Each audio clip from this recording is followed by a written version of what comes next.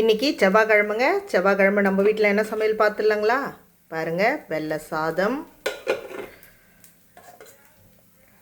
Carrot, முட்டை போட்டு இன்றைக்கி சூப்பராக ஒரு பொரியல் பண்ணியிருக்கோம். அப்புறமா சுண்டைக்காய் புளிக்குழம்பு வச்சுருக்கோம். சூப்பராக இருக்குங்க சுண்டைக்காய் புளிக்குழம்பு. சிறுகீரையும் இன்றைக்கி பருப்பு அதில் தேங்காய் போட்டு இன்றைக்கி சூப்பராக ஒரு பொரியல் பண்ணியிருக்கோம். இது வந்திங்கன்னா காலையில் சாப்பிட்றதுக்கு சூப்பராக முறுமுறுன்னு தோசை,